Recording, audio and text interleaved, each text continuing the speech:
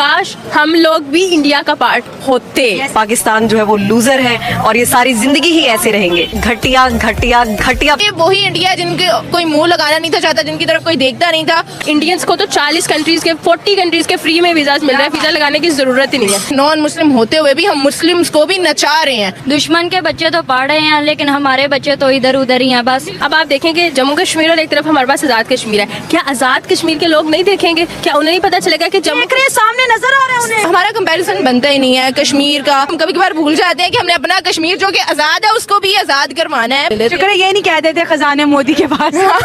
मुसलमान लड़की को मुसलमान लड़के से ही शादी। तो आपने देखा वीडियो में किस तरह से पाकिस्तान की लड़कियां रिएक्शन दे रही है और उनका कहना है कि पाकिस्तान से भारत का कंपेरिजन हो ही नहीं सकता और जो भारत का कश्मीर हो तो आज़ाद है, लेकिन अगर पाकिस्तान का जो कश्मीर है उसे अब आज़ाद करवाना पड़ेगा, नहीं तो खुद आज़ाद होकर उनका ये कहना है कि वो खुद दूसरी तरफ चले जाएंगे। ये देख रहे हैं और उनका ये भी कहना है कि हमारे बच्चे तो पढ़ नहीं रहे लेकिन भारत को दुश्मन मानते हैं तो उनके बच्चे पढ़ रहे, तो उनको ये शायद नहीं पता कि हम कटोरा लेकर नहीं मांग रहे हैं, हम खुद दान दे रहे हैं।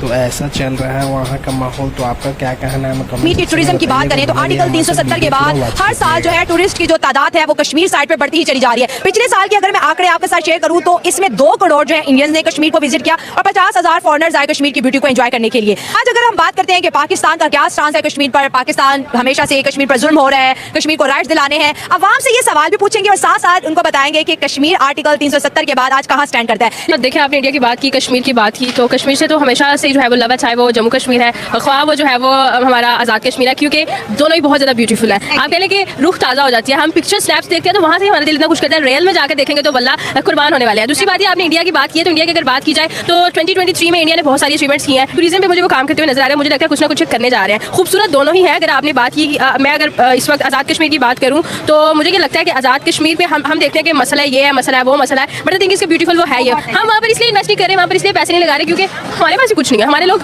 भूख से मर रहे हैं, पावर्टी इतनी ज़्यादा बढ़ गई है, रेशो इतनी ज़्यादा हो गई है पावर्टी की कि वी हैव नथिंग, कि हम यहाँ पे अपना 2 वक्त की रोटी लोगों को नसीब नहीं हो रही, तो वो क्या जो है वो टूरिस्ट आके करेंगे। इंडियंस को तो 40 कंट्रीज के 40 कंट्रीज के फ्री में वीजा मिल रहा है, वीजा लगाने की जरूरत ही नहीं है। ठीक है, तो अब इनको पता है कि अब खींचना है तो टूरिस्ट को खींचो, तो आएंगे वो पहले इंडिया, फिर अब जो है वो Jammu Kashmir, but they are going to rock I guess. अच्छा, जैसे टूरिज्म की बात करें, होटलिंग बहुत अच्छी होती है, आपका मूड तभी फ्रेश होता है जब आप एक अच्छी लोकेशन पे हो और आपके पास एक लग्जरियस होटल में आपका स्टे हो, आपके रूम के व्यूज अच्छे हों, तो वो आपका लुत्फ दोबाला हो जाता है। पूरी इंडिया का देखने और कश्मीर के श्रीनगर का देखने सबसे महंगे होटल्स वहाँ पर हैं और 5 क्लास जैसे हम कहते हैं 5 स्टार 7 स्टार्स होटल है और ये सारा पैसा कश्मीरियों की तो जेब में जा रहे हैं। बिल्कुल ऐसा ही है, दे नो के अब इसको हमारा पार्ट तो बन चुका है। अब आप देखेंगे जम्मू कश्मीर और एक तरफ हमारे पास आजाद कश्मीर है, क्या आजाद कश्मीर के लोग नहीं देखेंगे? क्या उन्हें नहीं पता चलेगा कि जम्मू सामने नजर आ रहा है उन्हें, नजर आ रहा है ना, देख रहे हैं ना, तो उनके दिल में भी हसरत होगी काश हम लोग भी इंडिया का पार्ट होते। जब सामने वाले को मिलता और आपको नहीं मिलता, एक इंसान की ये साइकी है कि वो चीजें हमें इतना फील होगा, but because we are living in Punjab, we are not from Kashmir, ठीक है, तो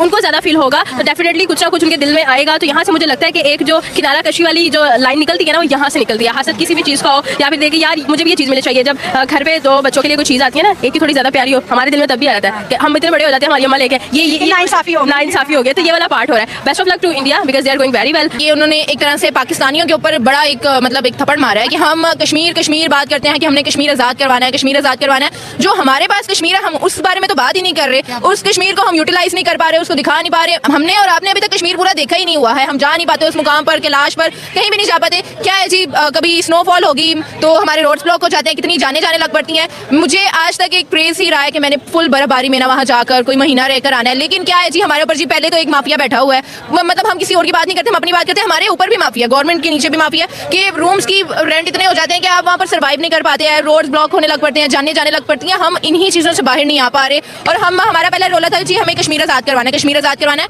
आप पहले अपने कश्मीर पर काम कर लें, आप अपने लोगों पर काम कर लें। उन्होंने अपने लोगों पर काम किया, उन्होंने अपने मुल्क पर काम किया, उन्होंने नफसा नफसी नहीं देखी। आप देखिए 2014 से लेकर 2024 तक इंडिया कहाँ चले गए। ये वही इंडिया जिनके कोई मुंह लगाना नहीं था चाहता, जिनकी तरफ कोई देखता नहीं था और यही कह दिया था कि वहाँ पर ग्रोथ बहुत ज्यादा है, वहाँ पर पॉवर्टी बहुत ज्यादा है। अब उन्होंने अपना लोहा मनवाया, उन्होंने करके दिखाया कि हर मुल्क उनके साथ कनेक्ट है, किसी ना किसी तरह से इंडिया के साथ कोई ना कोई उसने लिंक बना ली है। किसी चाइना के साथ उसने लिंक बना ली, चाइना के साथ इवन उनके क्लैशेस भी चल रहे हैं, लेकिन एट द सेम टाइम उनकी ट्रेड मुतासिर मुतासिर नहीं हो रही।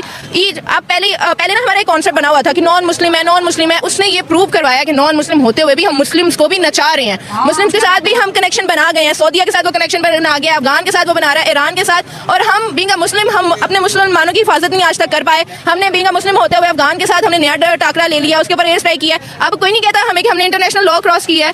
पहले हम अपने ऊपर काम कर लें, फिर हमारा कंपैरिजन बनता ही नहीं है कश्मीर का। हमारे वही आज से पहले वही जो 75 साल पहले रोले चल रहे थे वो भी आज से अभी तक हमें उम्मीद है आपको वीडियो बहुत ही अच्छा लगा होगा। आपसे एक रिक्वेस्ट रहेगी, आप हमारे चैनल को सब्सक्राइब करके वीडियो को लाइक कर दीजिएगा और बेल आइकन घंटे को प्रेस करना मत भूलिएगा, ताकि ऐसी वीडियो आपको मिलती रहे।